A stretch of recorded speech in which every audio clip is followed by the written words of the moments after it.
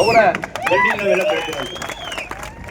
ರುದ್ರಪ್ಪನವರು constitution committee member, ರುದ್ರಪ್ಪನವರು H S ರುದ್ರಪ್ಪನವರು ಹೊನ್ನಾಳಿಯವರು, ಹಳೆ ಶಿವಮೊಗ್ಗ ಜಿಲ್ಲೆ ಶಿವಮೊಗ್ಗ. ಅವರು ಕಾನ್ಸ್ಟಿಟ್ಯೂಷನ್ ಕಮಿಟಿಲಿ ಮೆಂಬರ್ ಆಗಿದ್ದಂಥವ್ರು, ಅಂಬೇಡ್ಕರ್ ಜೊತೆಗೆ ಕರಡು ಸಮಿತಿಯಲ್ಲಿ ಮೆಂಬರ್ ಆಗಿದ್ದಂಥವ್ರು. ಈ ಸುಂದರೇಶು, ಕುವೆಂಪು ಅವ್ರ ನೆಂಟರು, ಪುಟ್ಟಣ್ಣಯ್ಯವರು ಬಹಳ ಪ್ರಖ್ಯಾತವಾದ ಹೃದಯವಂತ ನಾಯಕ, ಇವರೆಲ್ಲ ಇದ್ದಂಥವ್ರು. ಇವೆಲ್ಲರೂ ಕೂಡ ನಮಗೆ ಭಾಳಷ್ಟು ಸಂವಿಧಾನ ಒಪ್ಪಿದ್ದೀವಿ, ನ್ಯಾಯಾಂಗ ಗೌರವ ಕೊಡ್ತೀವಿ, ಶಾಸಕ ಗೌರವ ಕೊಡ್ತೀವಿ, ಕಾರ್ಯಾಂಗ ಗೌರವ ಕೊಡ್ತೀವಿ. ಅವು ಸರಿಯಾದ ದಾರಿ ನಡೀಲ್ಲ ಅಂತಂದ್ರೆ ಚಾಟಿ ಇಟ್ಕೊಳ್ತೀವಿ. ಆ ಥರದ ಪರಿಸ್ಥಿತಿ ಕಲ್ತ್ಕೊಟ್ಟಿರೋ ಚಾಟಿ ಇಟ್ಕೊಳ್ಳೋದು ಗೊತ್ತು. ಹೊಡಿಬೇಕು ಅಂತಲ್ಲ, ಬಾರ್ಕೋಲ್ ಚಳುವಳಿ ಅಂದ್ರೆ ರೂಲ್ ಆಫ್ ಲಾ ಅಂತ ಬರ್ತಾರೆ ನಂಜುಸ್ವಾಮಿ ಅವ್ರ ಬಗ್ಗೆ. ರೂಲ್ ಆಫ್ ಲಾ ಅಂದ್ರೆ ಬಾರ್ಕೋಲ್ ಇಟ್ಕೊಳ್ಳೋದು ಅಂತ ಎಚ್ಚರಿಕೆ ಕೊಡುವಂತ ಸಂಕೇತ ಆಯ್ತಲ್ವಾ. ನಮ್ಮ ಮಹಿಳೆಯರು ಪೊರಕೆ ಇಟ್ಕೊಂಡು ಚಳುವಳಿ ಮಾಡ್ಯಾರೆ. ಪೊರಕೆ ಹೊಡಿತೀವಿ ಅಂತಲ್ಲ, ಅದೊಂದು ಪೊರಕೆಯನ್ನು ಇಟ್ಕೊಂಡು ಚಳುವಳಿ ಮಾಡಿದ್ದಾರೆ.